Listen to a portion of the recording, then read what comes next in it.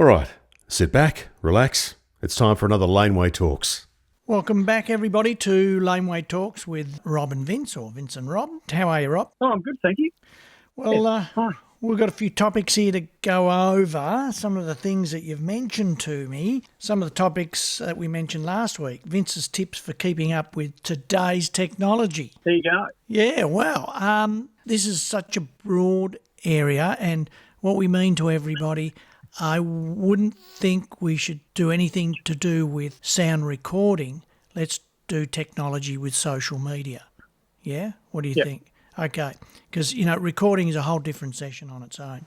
Well, I don't know that we should even talk about heritage artists in that, just basically keeping up with technology, social media technology in general. So what we work with is we work with YouTube, we work with Meta, of course, and then that gets to Instagram, LinkedIn, TikTok, and then you've got Threads and you've got Shorts in YouTube also. With YouTube, what you've got to do is you need to revolve around everything around your video. But remember, YouTube has become what they call community now, and you have a community post that you can do.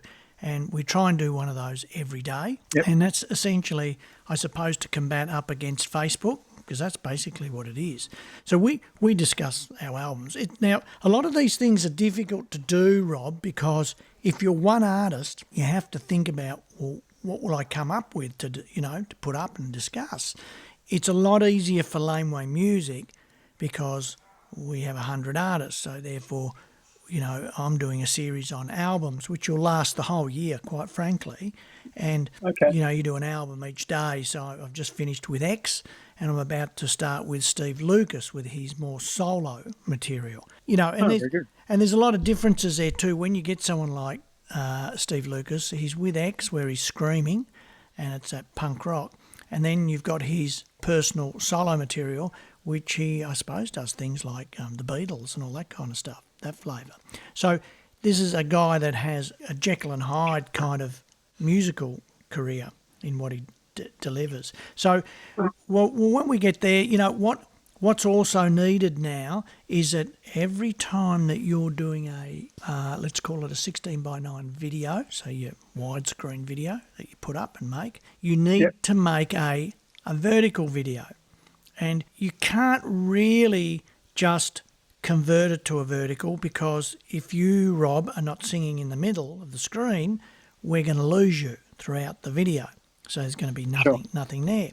You do have to think about all of those things. So, and that's quite complicated, because you've really got to get into video editing and do that. And what you can move the screen across and whatever, but it takes time, and then you've got a top and tail, black screens and audio at the top and the tail.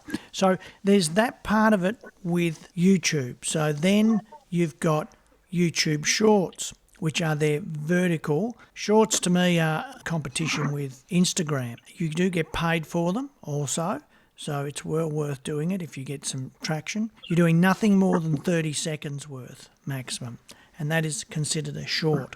So we've already covered quite a few things that you're doing just in YouTube. So let's just recap on that. So you've got your original video that you're making, let's call it widescreen, 16:9. Then you're doing a vertical video. You're doing a 30-second vertical for shorts. You're doing community posts, and then you've got everything else in there if you're going to collect or put things together as playlists. And then there's in the back end, it's whether you're going to monetize that. And you probably, in the old days, you used to have more than 1,000 subscribers, but they've relinquished that and you don't need it. But you do need to be getting, I would suggest you need to be getting 10,000 streams a day to start making some decent money from it. But that's achievable. So just on that note, what sort of act get that many streams? What sort of artists, what sort of people? Well, we as a label get 25,000 a day. But that's across everyone. Yeah, that's right. But you remember, when you've got your YouTube channel, it doesn't just have to be about you, Rob. So it doesn't need to be all videos about, it's my latest video, but I don't have another video or another song coming out for 6 weeks or 2 months or 3 months. So it can be, you can make videos on quite a few different things, or you can concentrate between your original releases and shorts. And so you're doing shorts every day to keep the momentum going in your YouTube and keep the interest going from your subscribers. Of course, everything revolves around being a subscriber. So you're trying to get people to subscribe because, it is a business at the end of the day for YouTube and for you also, because you want to make money out of it. So it's pushing subscriptions all the time. You've got to be very careful with that. We don't push it that hard. I think Dan, my other business partner, he does a lot of the back end on YouTube. So you can see how naive I am. I don't actually see all that stuff because my job is more the videos and delivery and quality and A&Ring it. He has a subscribe button at the end of the video that comes up, and that's about all that we do. We don't discuss it or we don't push it throughout the whole video. Now, that's a different thing for you and me here. We want people to subscribe and we want people to, obviously put us on their weekly listen list because we're conducting a business here like anything else. We would love to get a million streams a week, and that is, you're earning a living on that for both of us. So there's the intricacies and the back end of YouTube, the monetization and how you monetize it and how you set it up and what tags you put in there. And there's a lot there. If you're doing it properly, you can do it easy and just go, yeah. Or you can do it properly and then you can look at your analytics in there and they actually mean something to you. So that's YouTube. Then we go to Facebook. The one commonality two would be shorts and threads with Meta, but also the ability for now Facebook encouraging you to put videos up, and I mean the whole video, and they're monetizing that. Okay, so you can monetize it. Is that a new thing? Or? Yes, it is, and they're combating up against YouTube. So they're going back, well, we want videos too, which makes sense when you think about it, because why should Facebook not have videos? I don't see any reason why they shouldn't have videos on there. So we've started doing it. We probably don't do it every day, and we probably should, but we are doing it every couple of days, and we'll put a whole video up. There is a third one there, is that between the two, is that similarity is live videos. When you go live on Facebook and on YouTube, both platforms will open up the floodgates to you who own it, to an audience. So because they want people to go live, that's one of their big things, right? Now presume it is because, it gets people in there straight away, and it's new, it's different because it's something happening at that point. There's got to be bigger reasons in there, but they will open up your audience at a much greater rate when you therefore do a live video. So 2 weeks ago, I went to see, we have a band called Order of Decay, which goes back to Adelaide in the late 80s. And when? What time was that? Late 80s. And Kelly Hewson, who used to run his label, punk label, he was in Order of Decay. So he has a new band. He was in another band called Glenn and the Peanut Butter Men, which are full-on punks with the Mohegan haircuts and all that kind of stuff. And then, Mohawk. Yeah, Mohawk, right? But big, they're really in full colour and all that kind of stuff. He's now just formed a new band called Brando Rising. So I got invited to go down and have a look at the Last Chance Rock and Roll Bar, which is a great bar in town here. And I recorded it live. Within 2 days it had 2,000 views, and it's up to 3,500, 4,000 views now. All right. Once again, so we got the advantage of we went live, so that's really good for our Facebook channel or page, and then we get the advantage that Facebook like it that much, they'll push it more than they would any of your other posts, and we're up to like 4,000 views. Now, I could promote that, and I reckon I could get them 100,000 views, but I'm not prepared to do that yet with that because it was only a gig and the album's not out to next year, and I don't even know if we're getting it. But but the principles are there. So, but once you go to Facebook, then it's about it used to be about you could only do 3 posts a day maximum. I don't believe that's the case anymore.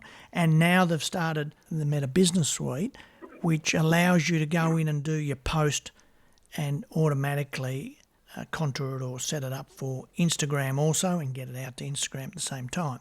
Now, you used to be able to do it at one stage, but this has made it much simpler.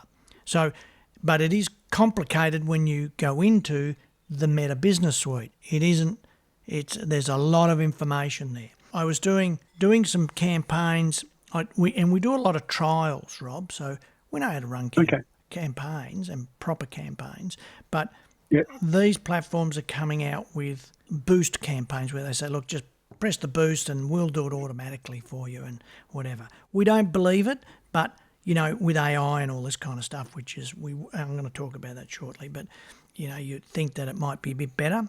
AI is causing really a lot of havoc. So, you go in there, and we did that, and we got really bad results. So what we do, and you might have seen this before, we've done it for Virgin Soldiers, we'll create what's called a smart card. And a smart card is just a little web page, which has different platforms on it that you can click on to listen to the track. And you can also put YouTube in there to watch the video. So that's what we got, a smart card. So we're trying to get people to click on that and then to watch the video. So because that comes up in YouTube already, doesn't it? I've noticed that with Virgin Soldiers, just with our content. Hold on, what are you saying? I don't understand that. Well, that comes up when you go in to watch, say, a soldier's clip. Yeah. And then there'll be a line of other clips. No. This is an actual web page. It's created. Okay. We do it called fanlink.to / in your case, it would be / Virgin Soldiers. So it creates a landing web page. Okay, so you can put it in and it becomes the button on your ad. And so if they click on the button to listen to or learn more, it then goes to that web page which says click on Deezer, Spotify, Apple or YouTube to listen to the song. Okay? To listen to the songs, yeah. All right. So that's what a smart card is. It's fairly difficult. We got really bad results on this. So we, as I said, tested it for the last week and a half. And we were just blowing money into the wind because it wasn't, I think we got 1,000 streams on YouTube. So there was no more streams happening there. And then I looked at the audio and we weren't getting any more streams on Spotify, which is, remember here, 70%. It's not so much overseas. Okay. And so, you got, we use Spotify because it represents 70% of the market here, but the results weren't there. So we had to terminate that straight away, and we tried it with another act and we got the same results. It wasn't giving us the results. So what it tells you straight away, their automated boosting is absolute rubbish. So that means you've got to drive it back to a very complicated campaign setup. It's really complicated. And when I say that, Rob, it takes time. You have to think. I can't be disturbed when I'm doing them for about an hour and a half, and you've got to go through a lot of pages and a lot of detail to set them up. Now, if we therefore go back, and then we've got threads, of course, which again are 30-second videos. We've got reels in Meta, which again are up to 30 seconds. So we've got Instagram and we've got TikTok. We've started doing TikTok again, and it's working. Okay. When you look at all of that, I mean, how would an artist, especially a heritage artist, but an artist, how do they get across all that? Now, a really well-organised bunch of guys or girls would, absolutely sort themselves out. And Rob, your job is, I don't know, Facebook. Vince, your job's YouTube. Someone else's job's something else. And you've got to be on that every day. So, of course I can do posts on them down at the gardens and having a picnic, or I could be in town or whatever. Doesn't have to be always music. But you need to be posting. So tips for keeping up with today's technology is that not only do you need to be doing it each day, those platforms which we're doing those campaigns on are changing at a rate of knots. So I come in one day and I go, where did that page go? And they've changed it, and they don't tell you. And what they do also is they trial you. So if they've put in something new into Meta in the back end, not everybody's getting it. They will pick out people that are doing more campaigns than others and give them the beta to test, and other people aren't getting it. So it's as complicated as that, because then you can't ask people because they've got a different screen in front of them. And I've had this happen quite a lot of times. So it's a very complicated area. It takes a lot of effort. And I think, what do you think from a perspective of, having your PhD and all that kind of stuff? And, did any of this come up, or was this not a topic within that? Not really in my research. It's an area of fascination for me, sure. But I'm still, my area of research is all pretty much previous. But most of the artists that I've spoken to suffer from the same, they're not really fears, but it's so time-consuming having that. Because, you've mentioned here YouTube, Facebook, Meta Business, which is Instagram and Facebook, Smart Card, TikTok, automated boosting, and TikTok. There's 6 points that you've just mentioned that essentially even I have to go and research a lot of those, because I don't spend all day on social media, or even a couple of hours a day doing that is a big ask for, people are busy and have to prioritise how to make a living too, I suppose. But yeah, and this can be all part of it. But go back to your seminar that you discussed last week, where it was discussed about how we have to educate the more mature heritage artist. These are the kinds of things that we need to educate them in, because I think you brought up here learning steps for heritage musicians. Yes, of course. And, it is heavy going. I don't find many that are prepared to do it. I really don't. Very few are prepared to do it. They just passed it and they don't want to waste the time doing it. But there are a few that will do it. Mike Rudd, for example, he does his posts on a semi-regular basis. Yeah, he's really good at it. So he's doing it, and it's a way of keeping up. It's hard to get across to them too. It's a way of keeping your fans up to date with what you're up to as a musician. Yeah. Because absolutely. In the old days we'd go down and buy Duke magazine, and that's how we kept up. Well, today it's through your Facebook posts or a few other different type of posts. So I think it's. And that's probably why I brought up last week too that I think it's near impossible to educate, we need to educate these heritage artists or more mature artists. Totally different for the younger artist and the middle-aged artist. But the older ones, I just can't see it ever happening. To stand up somewhere and say that's what we need to do, it's farcical. It's too heavy going. That's my opinion anyway. Yeah, it is. It's a dilemma, really, in a certain way for heritage acts. It's one thing to create the music, isn't it? And then get the next step going. Well, it cuts into your creative passion. I think it's a completely different way of doing things as well. There's a couple of things I've been reading and researching this week. I think I mentioned to you about reading Richard Clapton's book, The Best Years of Our Lives. The last paragraph, the last chapter of that book is really addressing the substance of what music is like now compared to what it was like previously, and then, for me and a lot of artists, there's just this feeling that the creativity's just been completely sucked out of everything that we do through trying to deal with technology and just keep up with the nuts and bolts of, staying valid as a, musician and creative player these days. It's a very difficult thing to keep up with. It sucks the creativity out of you, I think. One funny thing, I was watching the Andy Durant Memorial Concert, and I saw the song that Richard Clapton did in there, and I remember the story. I think Mal Eastick might have told me the story, and that they, tried to get him. He wouldn't come out of his hotel room because he was totally paranoid at the time. Then it was just hard enough getting him to the gig and to actually play the song. But when you listen to him playing, what an artist, eh? I completely agree. I think, Richard Clapton's one of the greatest Australian artists, that we've had. But, he started in an era. Can I read something that he wrote in his book? Is that allowable? Yeah. Because he goes, here it's from page 318 of his book, The Best Years of Our Lives. I reckon that way back in the day, the late 60s, the Conservatives eyed off the anarchistic young rockers with utter contempt and fear. But the most successful bands of the day slowly moved out of the garage and eventually ended up filling stadiums. At this point, the corporations noticed the music industry growing exponentially into a business worth billions. I believe that corporations then became determined to grab a piece of this action for themselves.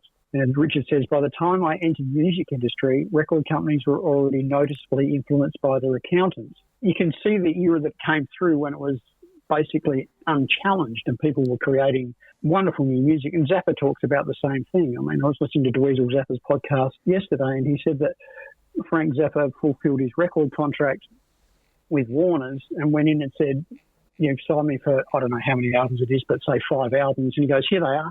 There's the 5 albums done. Thanks very much. And they went, no, you can't do that. And he said, well, I've done it. He said, well, no, you can't. You're not allowed to do that. You're not allowed to finish your contract within, 6 months or whatever it was. And so they took him to court and he won. And then from that point on, I mean, that's being creative and getting the job done and having control over your work, which is what I think Richard's talking about there. But then the corporations went, hang on, we're on a good thing here, so we'll take over the power of it. And that's when the creativity, and that was, we're talking early 70s, mid-70s. Well, I think that, if you go back to what you just said, that the accountants took over back then, well, it was far worse back then than it is now to structure a deal. I know Australian acts were on 3.5% of wholesale, not retail, wholesale. Yeah. And wholesale is a completely subjective figure when you come to music, because it's what that record company makes it by sneaking in all kinds of things, charges into, or, discounts. So, 3.5% back in the late 60s, early 70s, 71, 72, and 73 it starts to delineate a bit and it gets a bit more professional, is just horrendous. I mean, how you could ever, as an artist, earn a living, it would have been by playing live, but you were going to make nothing from selling your records. You just couldn't, not at 3.5%. Now, then it went to, we used to then later in the 80s would do deals at 12% of wholesale or 18%, but they'd be on a 3 to 5 year album deal. Again, you're locked in for the rest of your career, really, unless you become a Prince or someone. So, once again, you're right. I think they took over as a business and they chew artists up and spit them out. There's no doubt about it. And it's only the few that survive. And then the ones that do survive, we're only discussing this last night at a party. There's a lot of musos. And we were talking about how you just get chewed up and spat out and you just become crazy anyway. If you do make it to the top, you're a nutcase because you have to, because you've got to try and handle it all. And there's so much going on. I was watching yesterday a show, Van Halen show from 1986 maybe, with Sammy Hagar singing. And I was looking at Live Without a Net. It might have been that, or was it another one where they recorded the Happy Pants on? He had the Happy Pants on, yeah. Yeah, that's Live Without a Net. Yeah, because they did two shows and then they intertwined it into one video. Yeah. And I was watching that and they were just so good. And then I thought they didn't talk in the end, did they? Eddie Van Halen and Sammy Hagar. I don't know if they did. I don't think they were friends in the end because Eddie had gone nuts. So getting to the top and then being able to stay at the top and then being able to deal with it all, Sammy Hagar must be one of the, because he's gone through rehab and everything, and he must be one of the lucky ones. And there's a few lucky ones that keep it together. He's in his 70s. But a lot of them, it's just so difficult. So it's a churn and burn, really. And it's when I say to people, it's a real tough industry. That's why I say it's a tough industry, because to survive in this business, you have to be politically savvy and you got to be like a rat in a shithouse, darting around to try and protect yourself and stay relevant. Because that's the other fact of all this is staying relevant. So how many bands do you know, Rob? And surely you would have covered this because you covered pub rock. How many bands sound as good today as they did the day they recorded? I'll use Buster Brown for one. I think they sound just as good today as they did back in the day. Right? Okay. But then there's others where it's just completely dated, especially the glam or the, synthesizer. Yeah, I mean, I kind of look at the Angels. I think the doc years of the Angels, as much as towards the end of Doc being in the Angels was difficult from what I've read from Bob Yates's book. I don't think you can match the power that they had in that era, the Doc era of the Angels. The band was just phenomenal. And I know the Brewster brothers have got, worked really, really hard keeping all that together. But I still don't think it's, for me, when I listen to the albums and even the later albums, which are quite a few, it doesn't really seem like the same thing. We did the Howling album. When I got to Mushroom, I think it was later that year, we released Howling, and, we just couldn't believe the success that we had. I mean, every song, I think we might have ended up having 5 singles of it. And they were all crackers, but the whole album was a fantastic album. I mean, it was just, mate, how does a band go from being really good to just phenomenal? And that was it there. Howling, I thought, brought them to another stratosphere. Yeah, I agree. I mean, we played with them back in the 80s. We opened for them at a couple of shows, and I saw them quite a few times. And they were just a force to be reckoned with, and they were true pub rock. I mean, AC/DC sort of left in Australia and handed them the baton and went, you guys, it's all yours. I mean, there was a conversation between Angus and Doc. I think that there's something to that effect where, we've left Australia open, you guys just take over. And they did, and I don't think there's really been, other than Midnight Oil, a band that's matched that. Chisel. Look, I think they within pub rock they definitely owned it, but that was to their detriment too, Rob, because they weren't able to go to the next level. So they weren't a band that could do Rod Laver Arena with 10,000 people. I don't know whether I'd agree with you there. They didn't do those shows. I mean, but look at Narara, but that's a festival. It's a festival. You can't put a festival in, so you've got to look at, say, Jimmy, who can do a Rod Laver or do the old entertainment centre. Same for Ivor Davies and Icehouse. For some reason, the Angels could never move up to that bigger level. I don't know why. I mean, they just couldn't do it. Anyway. It was a different era. Could have been. And different types of bands, like there's stadium bands and there's pub bands, I suppose. But would you see Cold Chisel as anything but a pub rock band? Well, they were. I thought they were quintessential, a pub rock band. But I saw them here when Prestwich wasn't actually playing with them. Yeah. They had Ray Arnott playing with them, and it just didn't have the fire. And they changed players. I mean, there's vital elements to bands, and I think it happened. You were talking about Van Halen before. I really think that nothing really matched. I mean, no detriment to Sammy Hagar, but the Roth era of Van Halen is just unstoppable. It might not be as popular or didn't sell as many records, but I don't really think that's the issue. It's just, there was a certain symbiote unit that worked for that band, and it was for the Angels with Doc, and I think there was for Chisel with Steve Prestwich. There's just that combination of elements. You can't substitute something in there. Well, let's move on to, what's your book really about? Now, what's that? Which book? You wrote it, didn't you? You said, what's my book really about? So what's your book about? You mentioned last week you wanted to talk about my tutor book. Yeah, let's start with that.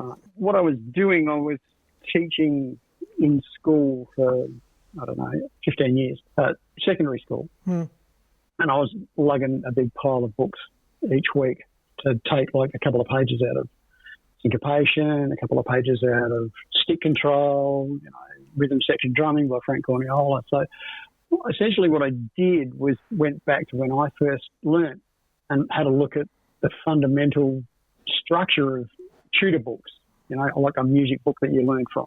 Yeah.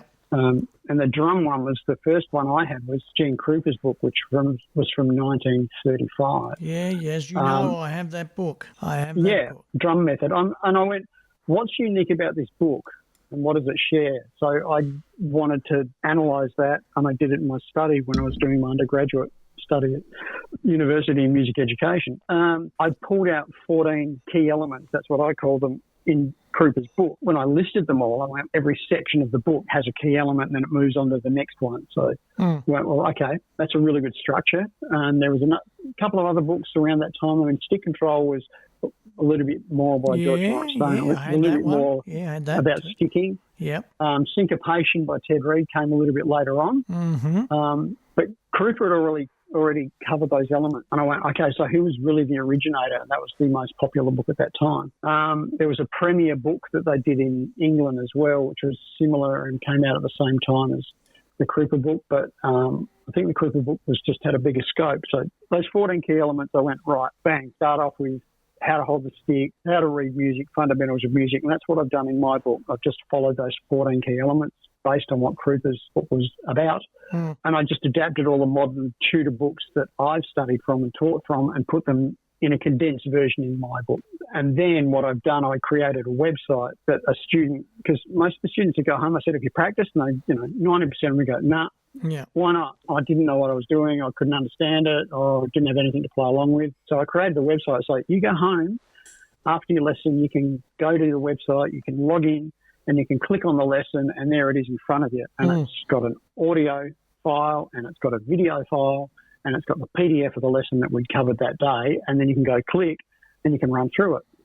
So did you see any real upshot in your students in their technique and playing once you started all of that? About only a small percentage. Yep. And that's really made me think about the motivational aspect of what we were doing, which was tricky because all great artists, I think, and all great players have this intrinsic motivation to want to be able to practice, to work, whether you're a writer, whether you're a musician. Just motivating students. They had so many distractions. They were playing sport or other extracurricular activities, and it made me delve into it further and like, why aren't they following up, put all this work in, how come they're not following the instructions? Because they're so distracted by so many things, and it was only a small percentage that actually would complete their lessons each week and then come back and move on to the next lesson. So to get through the book, I've sort of done it in a foundational element, so there's a bunch of students that would have completed that and then they move into the next element, which is intermediate, which is when you take all the tools and everything you've learned and you start creating songs and playing along with songs. Because you need those fundamentals, I think, to be able to understand what you're doing. Did you find that help when they were? Yeah, once they got to that stage, there was a little bit more interest. But I also mentioned, and Krupa says the same thing. It's about playing along with music of popular bands of the day. I mean, back then it was Benny Goodman.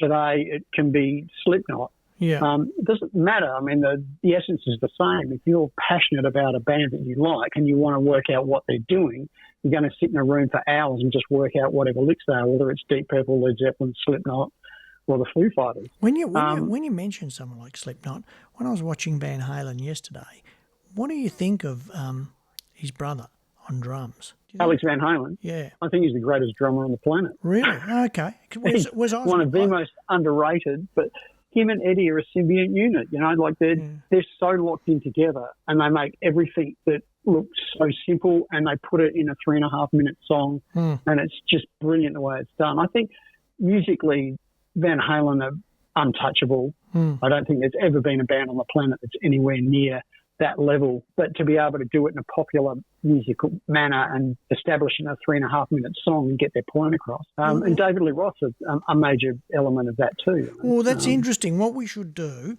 we should always bring up an album then, or an artist every session we have together. So, for example, what springs to mind for me at the moment would be Paul Kozoff. Okay, so. Do you know who Paul Kozoff is? Yeah, from Bad Company, Free. Yeah, from Free, not Bad Company, from Free. Had a lot of drug issues and died very early at the age of 26. Oh, yeah, sorry. Kozoff. And a unique style. Now, when we look at Paul Kozoff playing and then we look at Simon Kirke playing, was it Simon Kirke with Free and then Bad Company? Yeah, he was in Bad both, Company, wasn't he? Yeah, he was in Free also. If you look at him, I was watching him in an older video a week or so ago on an old DVD I got, and there's nothing extraordinary about his playing. I don't think so anyway. But when you put it together, I think there is. See, that's interesting. That's what I would like to. I kind of go, oh yeah, he's nothing special about him, but it works. and it works really well with Paul Kossoff on guitar, and that really laid-back style that Paul Kossoff had. And Free weren't really a hard rock band; they were just a blues, rhythm and blues band. And I just find he just sits back in the beat, and he doesn't do anything super complicated, and it works. Then you got Paul Kossoff, who does very laid-back lead breaks. They're long, they're sustained. I find listening to Paul Kossoff today is as good as the day, I was introduced to them in the 70s. And I just kind of go, wow, imagine what he would have become. Of course, I love Bad Company, what Paul Rogers went on to do. I love Bad Company. But then I love that first Foreigner album, that very first one. I just love that record. I mean, those songs are just unbelievable. But again... Yeah, I saw Foreigner in 78 here at Festival Theatre, and Chisel opened for them. And I love Foreigner at that stage. And they had the two drummer thing going on, which was really, interesting for a young drummer to see. But Chisel blew them off the stage. Okay. Yeah. And I felt bad for Foreigner because everyone was booing them when they came out. I mean, about 2 or 3 songs in, I think that whole mindset changed. But, Chisel got an encore, and once he came back on and did Georgia, it's like, how do you top that with a homegrown audience? It's just amazing. Two really different types of bands, but Australian audiences didn't really go with the pomp of the Yank acts either. So I wouldn't have thought they were the right match either, quite frankly. No, but it was at WEA, I suppose. The ones that would have been done that, or Frontier or whatever. But it was just interesting to see. There was no Frontier back then, but anyway, it wasn't back then. It would have been one of the older promoters. But again, we know that. I try and say to artists all the time, don't even bother doing, because there's this thing about, I'll do the gig because I'm getting in front of an audience. Well, if it's the wrong audience, you're wasting your bloody time. But it's like coming back to Van Halen. I mean, they opened for Sabbath, and then they were just blowing Sabbath off stage every night. And they actually stopped doing it for the sake of, Sabbath I was never not getting trashed. I was never a huge Black Sabbath fan after Sabbath Bloody Sabbath. There was maybe one more album there, which I didn't mind, but... Yeah, I mean, I like Sabotage, and, I like Technical Ecstasy I love too, because they were working with Rick Wakeman at that stage, so there was a bit of a crossover with technology. But, I mean, I found that they just got a bit later on, a bit lazy, and it's just all about noise, and there wasn't any... when Sabbath Bloody Sabbath, it's got everything. I mean, it's got the rhythm section happening... It's got the drumming happening. It's got the riffs. I think Bill Ward's another underrated. He's just such a great free drummer. Got a very musical approach to what he does. Absolutely. More, I mean, it's compositional, but it's more in a classical sense than it is in a blues or a jazz sense. Or, but he's very jazz influenced as well. So there's so much swing in Sabbath and in the playing of that music. Which is like Prestwich from Chisel, and it's the same with Alex Van Halen, which and it even comes back to Free. They've got that swing, they've got that sit, and it feels good when you listen to it. An album I want you to listen to between now and next week is an Italian band called PFM, and the live album specifically called Cook. Okay, so it's PFM, and the album is called Cook. It's live, and I'll ask you some questions about that, just, on Spotify or wherever you listen. Okay. And I'll say, because the drummer there is just phenomenal. What's his name? Mate, I couldn't even tell you because it's one of those Italian names. It's, as long as... I mean, these European bands, I've been over there a few times, and it's like, it's a whole other level. They're not a jazz rock band. They're a fusion rock band, and but the drumming is just sensational. And the different styles is what kills me when I'm listening to all these different artists and the different styles that come out. That's why I asked you about Van Halen, because I was looking at him yesterday and I thought, well, he doesn't do fast rolls and all that. Well, he didn't look like he was doing them there. Alex? Yeah, he was more about using the whole kit and going right around the kit. Depends depends what album you listen to. Yeah, well, it could be. And, and I thought he was hanging back behind the beat, just laid back, and it just gave the rhythm section. Yeah, but they push and pull it so well, and they come in a 16th note earlier, a 16th late, or an 8th note earlier, an 8th note late, and they're just so onto it that you don't notice it. It sounds simple, but you go and try and play along to it, and it's just virtually impossible to get those changes. They're just otherworldly, those two guys. Well, I brought up Paul Kozoff, so who are you going to bring up? Well, as in drummer? No, as a musician. You could be a drummer, or it could be a bass player, or it could be a guitarist. But for me, I've gone back to, I got for a Christmas present for my wife, Geddy Lee from Rush's book, My Effin' Life, which is a great read. And I've kind of started reading that because I think I can't go past Rush as well, and Neil Peart, and I've gone back. I've got everything that Neil's released and published book-wise and written, and going back to reading that. He's just so eloquent. And have you got the DVD, clever. the Neil Peart DVD? I've got everything. Everything? Yeah, we released it at Liberator many years ago. I've got it and I've never opened it. It's sitting there, shrink wrapped. A work in progress? I'll get it out and I'll find out. I think when I was at your place, you showed it to me. Yeah, never opened. I mean, I've got it all when it came out. When I was working at Brash's, we had a sheet music department, and I hunted high and low through every distributor that I could find just to get any publications that Rush had out, and same with Zappa stuff as well. I mean, on that note, what do you think of Fly By Night as an album? I think it's great for the time. If you have a look at the year and the time, and the transition from the first album after Rutsy, and then Neil comes in and is just all over it. He's doing everything that you want to be able to play but can't. I was amazed when I bought it, at the time. Probably very much like second Montrose album, Paper Money. So I felt that you had the first Montrose album, which was really hard, and it's kind of considered the quintessential rock album of all time, with some of its foundations.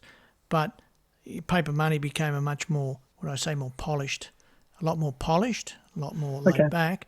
And then I thought the same thing between Rush's first album and Fly By Night. And I thought the first one was a bit rough and harder. And then Fly By Night was a lot more polished and had a lot more colour and depth to it. That's Neil's influence. I mean, then those next 2 or 3 albums after that were just killers.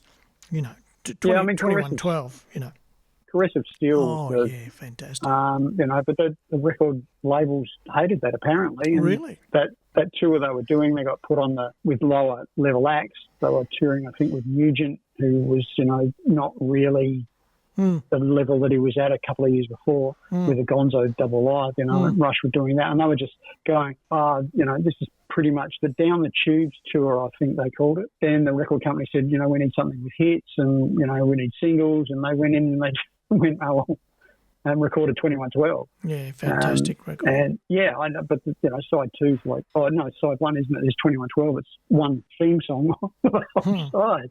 And the record company going, what? And then it exploded because it's brilliant. Yeah. And I put up the 2112 day last week, which is the 21st of December in Australia. We used to celebrate that with my drum tech and best friend, every year. And you play 2112 on 2112, and that was back in the 80s. And I see that through social media, a lot of people in the Northern Hemisphere have acknowledged it as a day for us in the Southern Hemisphere because our dates are different. So we used to listen to All the World's a Stage. That triple album was just unbelievable. That's what we'd go and sit down on a Saturday afternoon and listen to. Yeah, it's frighteningly good. Yeah, and lyrically, I still think it's very relevant to today. Yeah. Like all great writers. I mean, Neil wrote great content, and he was passionate about being able to play drums in that sense of being a good lyricist and being a good compositional writer, be able to structure his drumming, because words and drumming had the same sort of rhythm. So did he write most of the lyrics, did he? Yeah, all of them. Oh, really? Neil Peart? Yeah. Oh, well, I didn't know that. I mean, I think I might have said last week I don't really listen to the lyrics. I listen to the vocal. Yeah, I've been thinking about that statement you said. I went... Quite a bold statement. I listen to the vocal, not the lyric itself. Because I think the message. Well, I mean, I listen to a lot of music that has, I think, a good songwriting component in it, whether it be Richie Clapton or whether it be, Neil Peart. Well, the message for me, Rob, is the music itself, which the vocal is part of the music. That's the message to me. The message isn't what's in the lyric and is it trying to tell a story or give us a message on life or something. I'm not interested.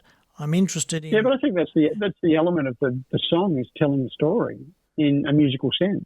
Yeah. That's how I imagine it. So. Yeah, but that to me, and that's how I see it, but I don't listen to the lyric. Very rare that I listen to the lyric and get anything out of it at all. It's, to me, the blending of the music with the lyrics that's giving me the story of the song. So, okay. That's how I see it, and I don't ever get too hooked up in the actual lyric. Interestingly, that you had to think about it, and I thought that's a bit weird, but Yeah, it's not weird. I mean, everyone's different. It's just I found it challenging to try and understand how you perceive all that. So yeah, well, trying to work it out. I don't think I mean, I need to sit down and listen to an album with you. I think in the same room over a glass of red and go, yeah, all right, tell me what you're hearing. Yeah. Well, I do look. I do look for those hooks too. I look for a very catchy hook in a song. It's very much for me. I look for the hook in there that I go, wow, that puts the, shivers up your spine. It's not a lot of songs can do that. I'm looking for that in a lyric that blends into that. Again, a very difficult thing to do. It's not an easy thing, but... Yeah, I mean, when we were writing all the Soldiers material and we were rehearsing, I just remember Gibbs sitting in the corner poring over lyrics and writing, and and he had to get the right lyric and the right line for every verse, every chorus and everything. We worked so hard at making it all fit together and over again. It's just we went to great pains to make sure that our music was like that. And so when I listen to the lyrics, I know what Gibbs talking about within the song, but I know how hard he worked to make all those words work. So when are we going to hear some new music from you? Well, as I said, I've still got plenty there. I know you got plenty there. That's why I'm going to keep pressing it every week. When are we going to hear some new music from you? Yeah, I'm just keeping you hungry for it. And we can keep talking about it. I thought you'd gotten a few guys that you thought in Adelaide that, you could work with and do it. And I have, yeah. No, that conversation, I had that conversation with Gib last week again. So, it's still going on. Well, I got, there's a new Deep South song coming out, which is just being finished as we speak. There's a new Radio KSG song, which is happening. That's slowing down a bit, that project though. And that's happening. And we've just started a new project with Simon Chainsaw. And Simon Chainsaw. Yeah. Or do you remember the Vanilla Chainsaws? I do. Yeah. Well, this is Simon Chainsaw is a singer from the Vanilla Chainsaws, right? So he's got about 10 or 15 albums out through us. And that's phenomenal. Yeah. There's a lot of records there. And we've partnered up with him. So we've just finished a track there, very much kind of Cruelly Sea kind of song. And so I've got quite a lot coming out. And as I often say to people who are listening, it's about collabing and collaborating and getting our artists to collaborate and to continue putting out new music because, we're getting older and older and the time just slips away. And then, it just gets to a point where I find some of our artists... As Max Merritt said, hey? Yeah, they just don't do it. And it's like you got the opportunity to do it now. So if you've got any creative in you, well... don't hold back, put it out, and that's why I keep hounding you. I've got way too much. And your drumming talent needs to be explored. I mean, there's so much you could do, whether it be the band revolves around the drumming or something like that, because, you've got the talent there to do it. So why not? Oh, thanks. Why not explore that? And, well, I have. Well, you may have, but that's for you, but not for me because I haven't heard any of it. And neither is neither is anybody else, mate. I'll get to it. Well, maybe I should listen to the album, the EP, and the new Laneway album. Yeah, well, I think if you start and you get a song done with a bunch of guys, I think it rolls on because you've been re-releasing older stuff. I'm really hanging out to get some new stuff from you That's why I'll keep hanging it on you to go, well, when are we getting some new material? So, but, if you've got the guys available to do it, do it, and do it now. A couple of the guys have been on tour, so it's trying to get the same people all in the same room. Interesting about that. So you go get them in the same room, whereas I'm working with people from all around the world, and none of us are in the same room. Now, and you're doing it all online. Yeah. I get that. Now, it can be difficult because, there is no doubt about supergroups when they get together, not to wear any supergroups, but when you hear a supergroup, it usually doesn't sound too good because you can tell that they're not a cohesive unit and they've been playing together for a long time, and therefore, what's that Sammy Hagar Chicken Foot? Chicken Foot? They're sensational. Yeah, look, I put it out, right, when I'd liberated, but maybe sensational as musicians. I didn't think there was any sensational songs. There was one or two. Because I felt... Really? Yeah, I felt that you could feel the songs weren't cohesive. These guys hadn't been playing together all the time for 10 years or whatever it may be. So it can be difficult, this is my opinion, when, you got people in Spain or in the UK or in Sydney, and then it all comes together. So you don't get what you were talking about, get some guys into a room. And you can get a completely different feel. But it does give you the freedom to work with many people and many different styles, And because Satriani, who's the guitar player from Chicken Foot, that's right. Chad Smith, who's the drummer from the Chili's, and Michael Anthony is just fantastic. has the most incredible voice and fantastic bass player. Yeah, and Sammy's a brilliant guitarist in his own right and an incredible singer. Absolutely, but I must say, Chicken Foot didn't take off. I didn't sell a lot of DVDs. That tells you the story. I think Learning to Fall is an incredible track off that album, and so is My Kind of Girl. There was one or two songs there which were really good, but the rest of them to me were just a bunch of guys who are really good musos playing. That's how I hear it, and the public didn't buy it either because they weren't a hit. Yeah, I don't know whether... Well, they weren't a hit, that's for sure, because they would have continued it on in a big way. Yeah, but, Sammy doesn't play down at Cabo Wapa. That's always packed out. You can't even get into those gigs, so... But that's him. Yeah, that's him. He can do gigs. Hold on a minute. Yeah, and he's playing with Jason Bonham. And... Yeah, he can do gigs. He can continue to do gigs anytime he wants. But with these kind of super groups, a different thing altogether.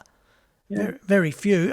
Remember the Power Station or the Firm with David Bowie? Remember the Firm? Yeah, I do. Yeah, that was another classic. That was another classic, which was really ordinary. But I don't know whether it's psychologically. I'll go out on a limb and say psychologically you're dealing with, a preconceived idea of, Page is Led Zeppelin and, Chad Smith is the Chili Peppers and Sammy Hagar is Montrose. There's a lot of people trying to get through the psychology of what are they doing to it? They're messing with the vision that they had of the band that they liked in the first place. So that maybe it's why a lot of people don't like what's coming out because they're expecting. So, I think I brought it up last week, a new playlist called Deep South Blues with a Twist. And I encourage everybody to have a listen to that. And I've been listening to it all week. There's some crazy stuff in there. Yeah, there's some crazy stuff in there of people I've never heard of, Rob. I just kind of go, what? Where did these guys come from? And you read a bit about them, and who they are and where they're from. But...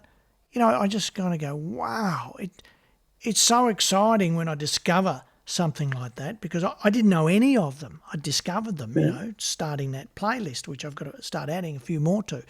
But it just blew me away and I was so excited going, wow, these bands are fantastic and they're so different too, in their own little way. And so it gives me so much confidence that we've got so much more coming, and happening out there. But they're not, because we have 100,000 songs a day released or whatever it may be, these things get, they just get lost in the wash. That's another thing that Clapton refers to in his book, how there's too much content and there's not enough listeners anymore. And I thought that was really, really poignant. But how do you say that? There's too much content. I'm not paraphrasing there. It's just my version of what I read in saying, but that's like there's so much music out there and he questions whether there's as many listeners out there now as there is music. And I think that was a really interesting thing to ponder. Well, I reckon there's more listeners out there now, but what we've got to be careful about is the intergenerational tagging by artists like that who are not going to get a young audience. So, and what we do know from statistics, Rob, and I wonder whether you got this when you did your PhD, because I got this from my close radio compatriots. They know between the ages of 17 and 23, you will develop your artists and sounds that you like that will endure you for the rest of your life. So, if I, between the ages of 17 and 23, got into Fleetwood Mac are my, or Led Zeppelin, they are my benchmark for the rest of my life, and I go, oh, yeah, mate, nothing's like as good as them, this is just trash. Oh, I don't think it is. And that's statistical. They found that out statistically, that between those ages, people formulate their music style and their likes. And that will endure them for the rest of their life. So trying to change them at the age of 40, you're not going to do it. And that is a real radio thing. And they've done a lot of studies on this. That's probably great data. But, I'd like to, I suppose there's an argument against that, whether that even is true. But well, because, you're coming from radio stations that want to promote what they want to promote, which is... Well, they want you to listen, there's no doubt. They want you to listen. Or play some decent music. They want to advertise. See, and we've got to be careful. You've got to be very careful how you say that because, play some decent music, that goes to the core of what they're saying. If the next generation of 17 to 23s have developed their style, or their bands that they like, and then the next generation, because we've had another 3 or 4 between there since when I started. And so, when you say that, you're feeding straight into that category. Oh, they play some decent music. What do you consider decent music? Oh, Led Zeppelin, or, I don't know, Van Halen. Well, my kids don't even know who Van Halen is. They don't know who it is, who the band is. Mm. You've got to be very careful. You've got to be very careful how you say that and go, well, hold on, radio wants you to listen because they want to advertise on there. And that's what's changing, and that's when preferences for music are formulated in the mind of the human being. Very interesting. Yeah, I'm just a little bit of Richard Clapton's brilliance here. He goes, for about the past 20 years, now this is written in 2015, so it'll be 30 years now, but for about the past 20 years, music has lapsed into a homogenised and rather uninteresting state because the system that dictates that we will and what we will and won't hear is based on false principles.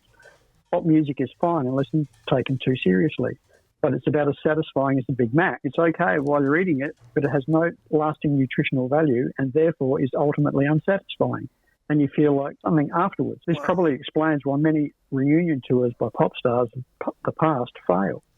I think that kind of sums it up because there just doesn't seem to be a lot of decent content in... I just can't agree with you on that. Is that...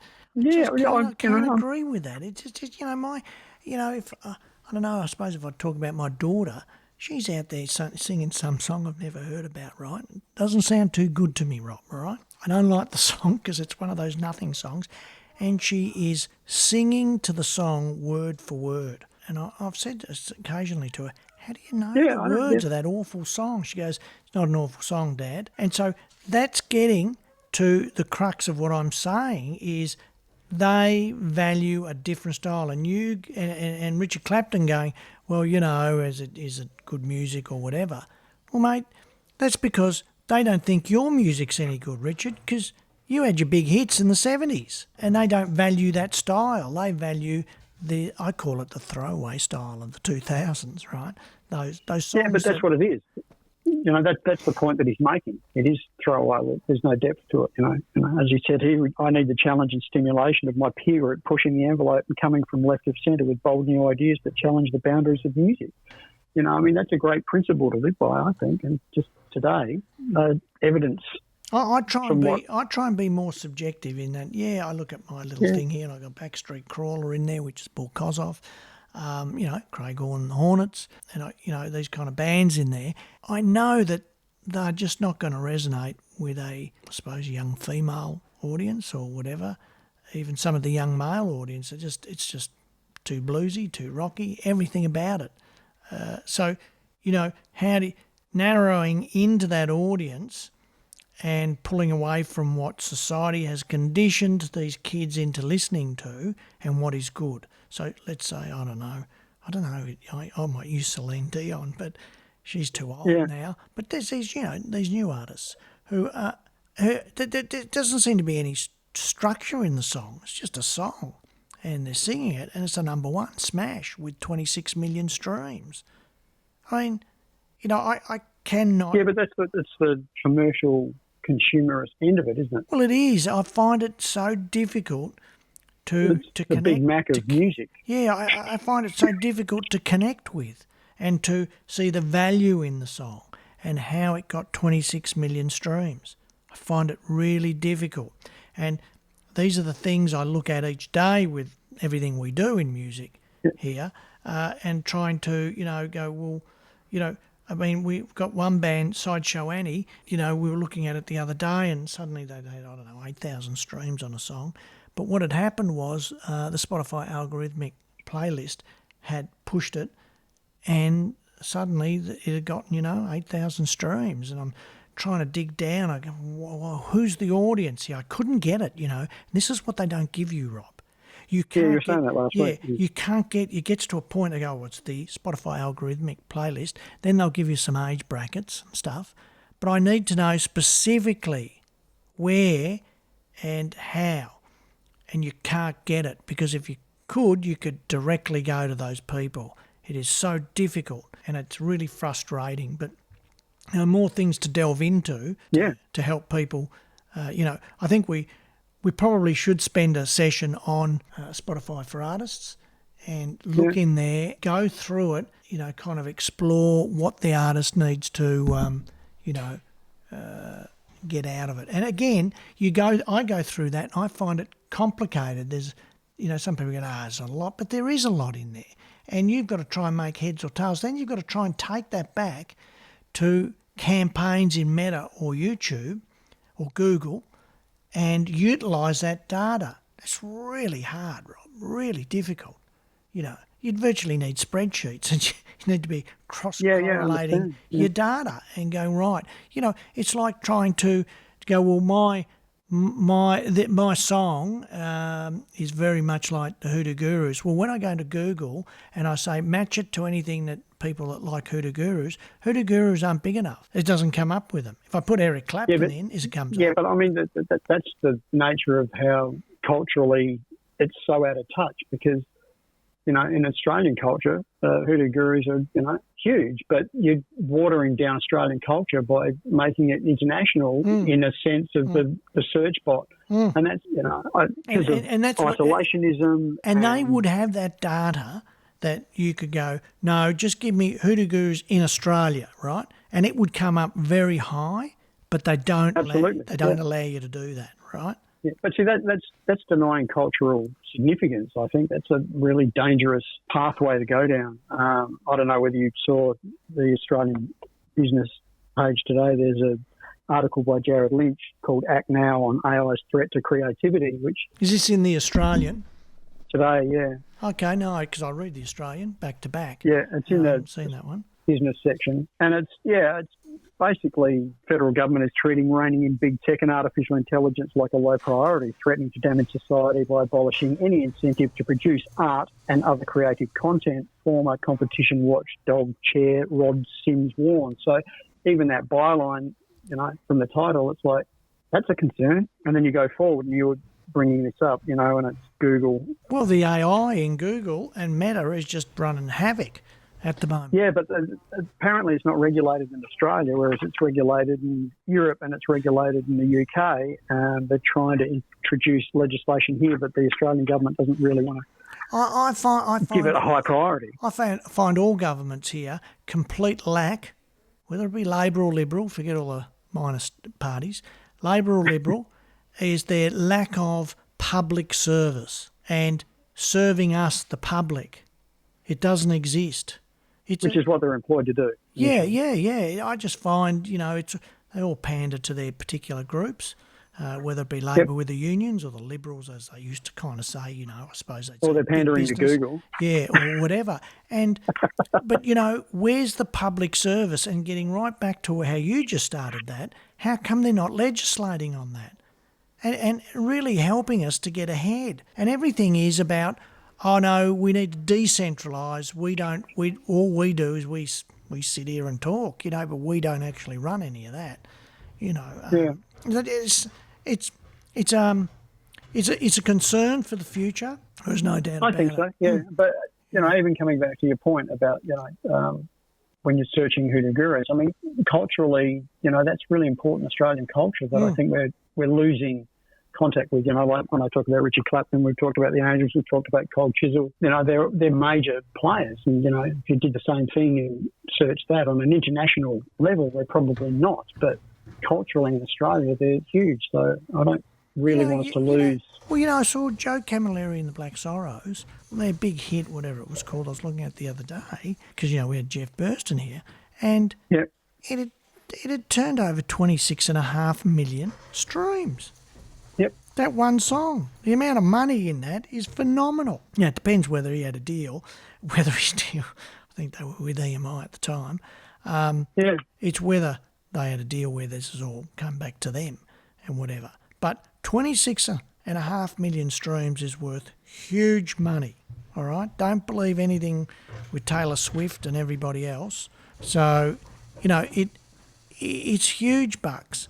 And so that, to me, if that's achievable, I should be able to put him, Joe Camilleri, in the Black Sorrows, and it should come up and say, yes, I can tag those people and, and I can try and advertise to them.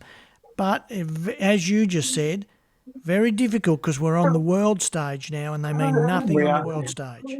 Right? Yeah. Anyway, that's enough for today. Sorry, my dog's starting to freak out because the thunder's happening here now. That's all right. Yeah, we had it the other day. All right, well, we'll get together next week. Good talking to you again, Rob. Yeah, you too, Vince. All right, mate. I think I'll pick out a few of my vinyls out of my collection and talk to you about a few of those next week, all right? Yeah, that'd be great. All right, mate. Look forward to it. See ya. Okay. Bye. See ya. Bye. If you enjoyed that, there's more. Just search Laneway Talks for more great conversations.